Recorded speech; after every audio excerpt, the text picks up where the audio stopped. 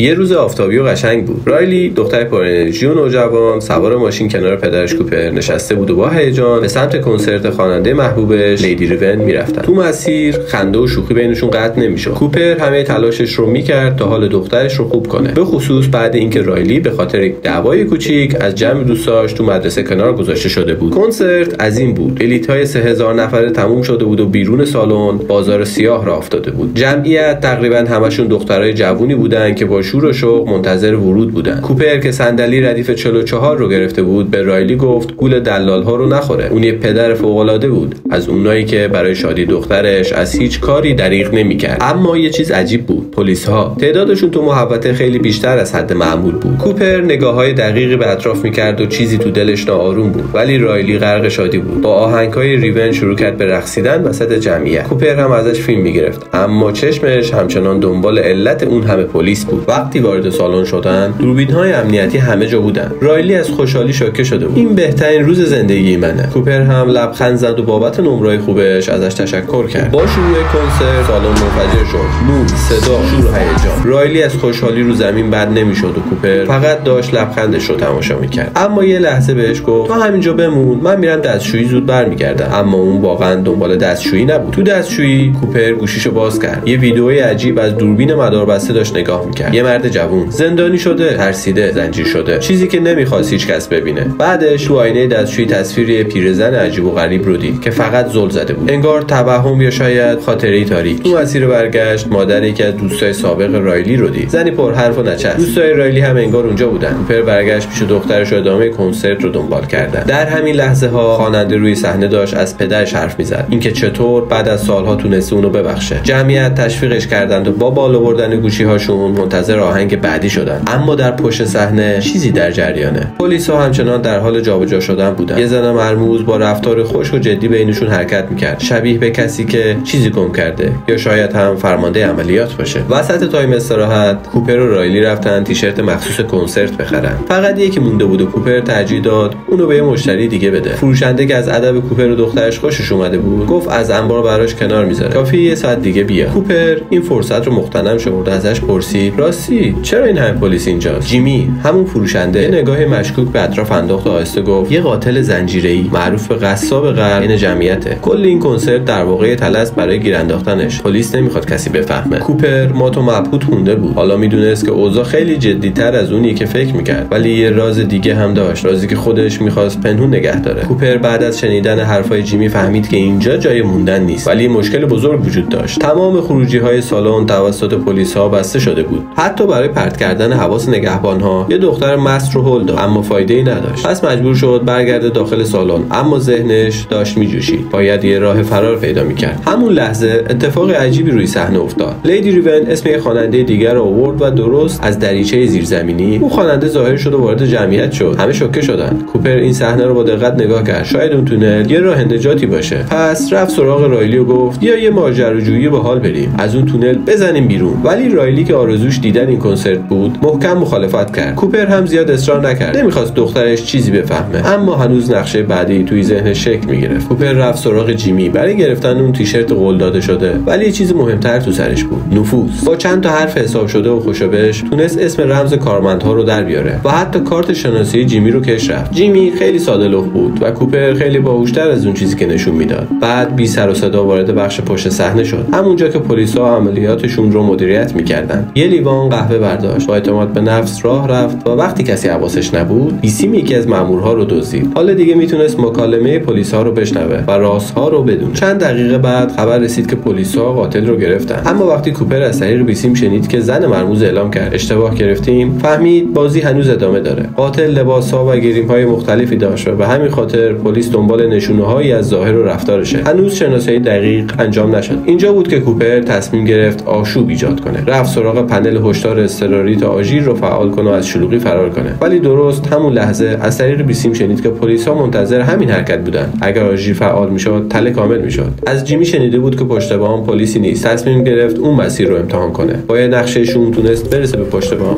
اونجا هم پلیس داشت، ولی کوپر هم اسم رمز و کارت همراهش بود. اونجا متوجه شد که زن مرموز تحلیلگر ارشد پلیسه و مسئول دستگیری قاتل‌های زنجیره‌ای در چند ایالت مختلف بوده. تو راه برگشت تصویر اون پیرزن عجیبی که قبلا دیده بود بود دوباره ظاهر شد. فقط ایستاده بود و زل میزد بدون حرف، مثل یه خاطره تکراری یا یه هشدار. رایلی که از تأخیر پدرش نگران شده بود اومد دنبالش و با دلخوری گفت چرا اینقدر عجیب شدی؟ میخوای بریم خونه؟ کوپر با لبخند گفت آره کاش میشد بریم ولی فعلا نمیشه. برای اینکه نگران نشه گفت تصویر مادرش رو دیده ولی چیزی مهمی نیست، بیایم بریم از بقیه کنسرت لذت ببریم. رایلی که همچنان پر از امید و شور بود به پدرش گفت که آرزوش برای آهنگ مخصوص دریمر گرل انتخاب بشه تا بره روی صحنه و با خواننده برقصه. این آرزوی قلبی هر طرفداری بود. کوپر که ایده‌ای تو ذهنش جرقه زد اطراف رو نگاه کرد، مسئول صحنه رو پیدا کرد و باهاش حرف زد. با صدای گرم و پر احساس گفت دخترم به تازگی سرطان خون رو شکست داده، سختی‌های زیادی کشیده، الانم داره بهترین روز زندگیشو تجربه میکنه. ممنونم ازتون بابت این کنسرت. مرد مسئول که دایی لیدی ریون بود تحت تاثیر قرار گرفت، شماره صندلی رو پرسید و سری تکون داد. چند دقیقه بعد معجزه رخ داد. نام رایلی از بلندگوی سالن اعلام شد. دخترک مبهوت و هیجان زده برای اجرای آهنگ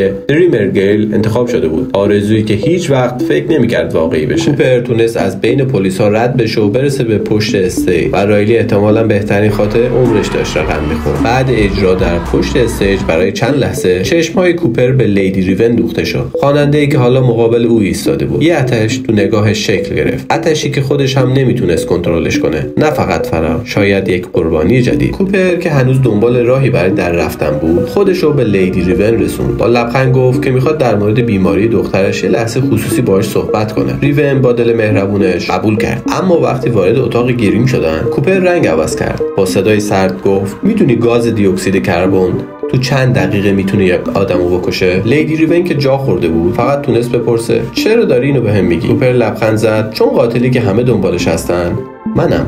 همه چی ناگهان روشن شد. کوپر یه مرد معمولی نبود، اون فقط یه پدر مهربون نبود، اون قصاب غرب بود، قاتل زنجیره‌ای که برای هر قتلش نقشه میکشید، رد پا نمیذاشت و حالا پلیس درست کنارشه اما بیخبر. کوپر تهدید کرد که اگر لیدی ریون همکاری نکنه مرد جوونی که گروگان گرفته فقط چند دقیقه وقت داره، تنها راه نجاتش همکاری با قاتل.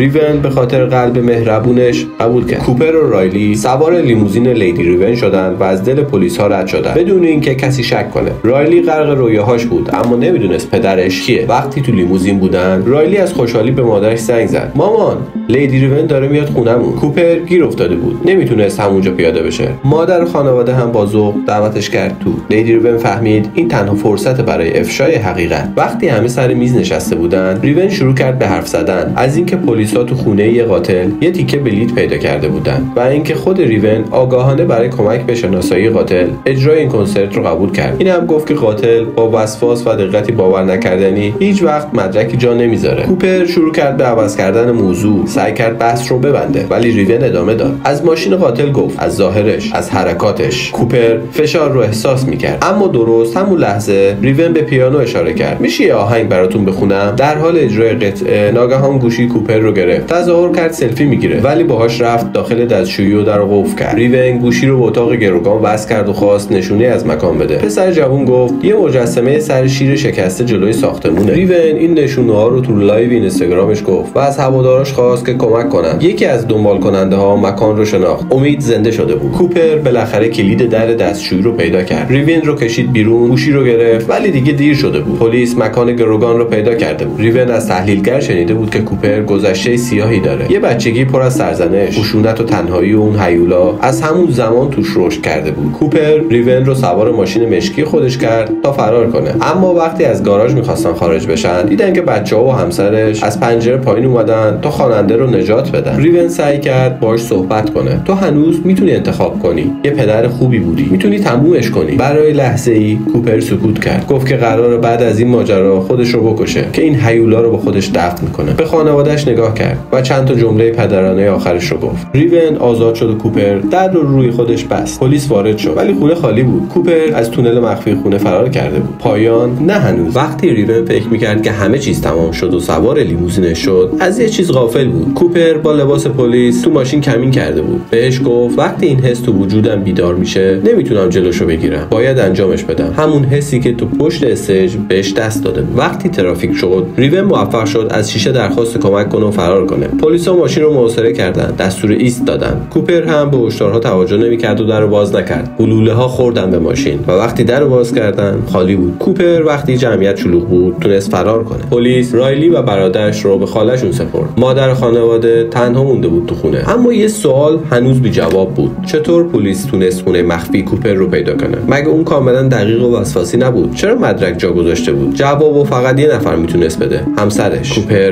برگشت خونه. مواجهه‌ای نفسگیر. زنش بهش شک کرده بود. از لباساش بوی مواد ضد عفونی زمان رفت آمدش. تا اینکه یک روز تعقیبش کرد. خونه مخفی رو پیدا کرد و یک تیکه از بلیت کنسرت رو از کیفش برداشت و انداخت اونجا. و بعدش با تلفن عمومی به پلیس خبر داد. کوپر با خرج ساتور رو برداشت، اما همسرش درخواست داشت قبلش یه تیکه کیک بخوریم، همون کیکی که برای جشن نمره بچه‌ها درست کردن. کوپر قبول کرد، کیک رو خورد، اما نمیدونست که داخل کیک داروی آرام بخش مخصوص خودش بود، دارویی که برای قربانی‌ها استفاده می‌کرد. و همون لحظه مادرش ظاهر شد و گفت تو هنوز انتخاب داری، هیولا رو کنار بگذار. پلیس وارد شد. این بار کوپر زمینگیر شد. برای بار سوم در دست پلیس و زن تحلیلگر افتاد. این بار همه چی تموم شد. کوپر پدری عاشق و قاتل بی‌رحم دستگیر شد. صحنه آخر جدایی تلخ یک پدر و دختر بود. اما اگر فکر می‌کنیم پایانشه، سخت در اشتباهی. کوپر فقط یک قاتل نبود، یک نابغه دقیق بود و شاید هنوز یک نقشه دیگه تو آستینش داشته باشه.